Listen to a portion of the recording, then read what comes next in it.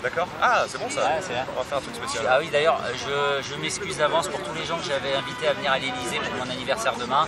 Ça sera peut-être plutôt sur un parc. L'année prochaine. Voilà. Ouais. On peut aller devant l'Elysée en bas. C'est ça. Je sais pas.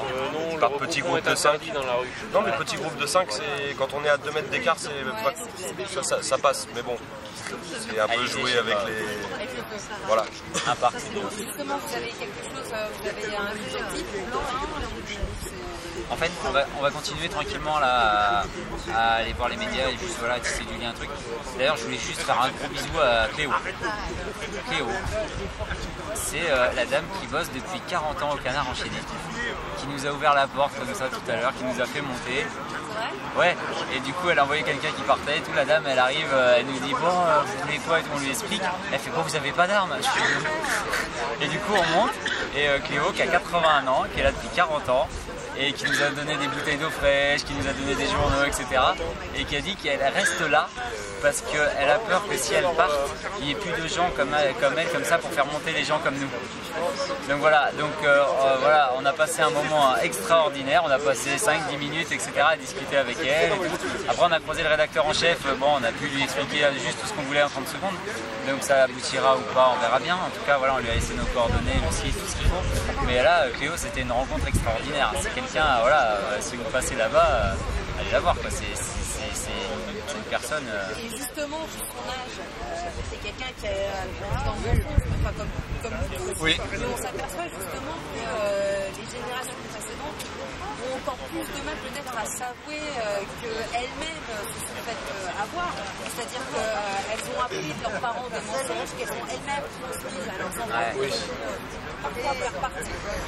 C'est pas facile déjà à l'usage d'admettre qu'on est mis au mensonge. Ça l'est encore moins pour les personnes plus âgées. Elle a réagi comment à tout ça, le changement de couple avec les gens parce que justement elle fait partie des gens qui vont en disant cela est sorti, est-ce qu'elle a pleinement conscience que c'est vraiment quelque chose qui ne va pas? Bah, après, c'est pas une dame de 81 ans lambda. C'est quand même, elle travaille dans un journal un petit peu polémique, tout ça. Donc, elle est quand même plus éveillée que la plupart des personnes. Après, moi, je suis pas monté, mais je vais laisser Et le truc, c'est que là, vu le temps qu'on a passé, etc., on n'a pas été très très loin dans les détails, mais globalement, quand on dit aux gens, on voudrait mettre de côté l'oligarchie pour créer une démocratie, tous les gens qui se sont battus depuis des années pour dénoncer ce qui se passe disent bah oui. Voilà. Après, voilà, on parle des moyens, on parle des trucs, donc ça paraît fou et complètement utopiste, et ça l'est. C'est pas pour ça qu'on doit pas le faire. Donc voilà. Mais du coup, voilà, j'ai eu pas mal d'interactions, moi, avec des gens qui sont entre guillemets politisés là, sur les manifs contre l'austérité en Grèce, etc. Et du coup, voilà, des gens d'Attaque, des gens du NPA, des gens du PCF, etc. Et quand je leur donnais des tracts en leur disant on est un parti apolitique, ils disaient ah ça m'intéresse pas. Mais apolitique, ça veut pas dire que les gens qui font de la politique ne sont pas les bienvenus. Ça veut dire que justement tous les gens sont les bienvenus. Oui, voilà. Et oui, bien sûr. Et du coup, tant qu'on respecte les autres, voilà, tant qu'on est dans l'humanisme, etc. Parce que du coup, voilà, si on a des gens qui arrivent en tapant sur tel ou tel truc, non, c'est juste, voilà, c'est pas le but du jeu, quoi. Donc là, les gens qui souvent sont dans ces partis NPA, ils ont des vraies valeurs humaines. Maintenant, je suis pas d'accord avec eux personnellement sur la solution, mais s'ils arrivent et qu'on les laissera parler comme n'importe qui d'autre, et s'ils arrivent à convaincre tout le monde, et c'est ce système-là qu'on veut mettre en place avec quelqu'un à leur tête, pourquoi pas, s'ils arrivent à convaincre tout le monde. Maintenant, ils ont accès aux médias, ils ont déjà essayé de le faire, etc. Jusque-là, ils n'ont pas réussi. Voilà, je pense qu'il y a d'autres moyens de faire, et pour l'instant, ils ont plus d'audience que nous, voilà, espérons qu'on en aura plus. Mais bon, en tout cas, les interactions qu'on a eues avec eux, sur les manifs, à la fin, ils étaient là en train d'appeler des anciens, des gens que j'avais vus en conférence 5 ans avant, etc. Ils les appelaient, ils disaient viens voir ce monsieur, il a un truc super, etc. C'était extraordinaire, pareil, comme échange.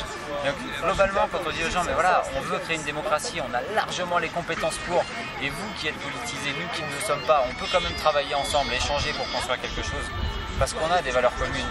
Et vous avez une expérience, j'en ai une autre, etc.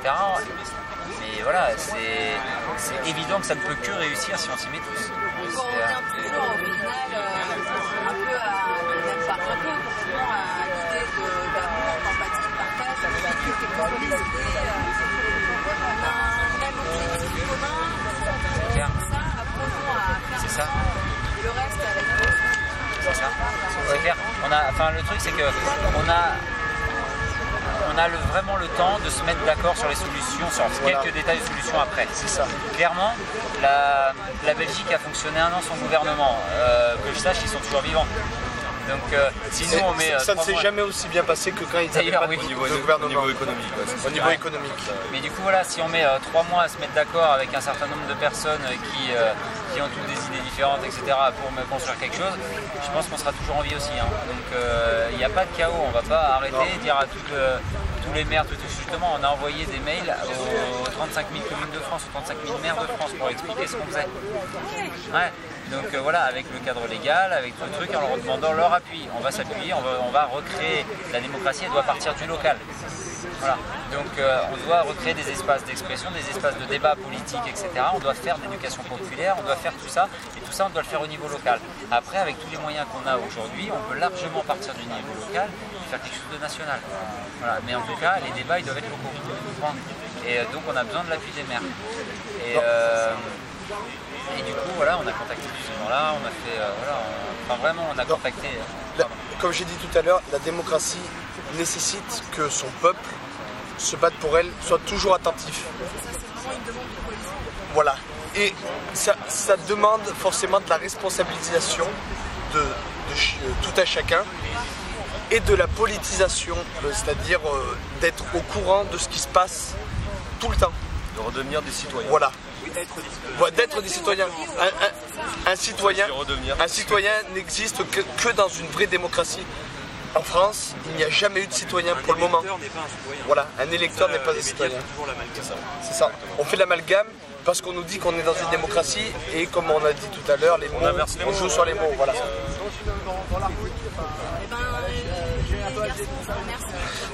Combien de temps ça a duré tout ça? Merci beaucoup et puis Merci à vous. Merci à vous.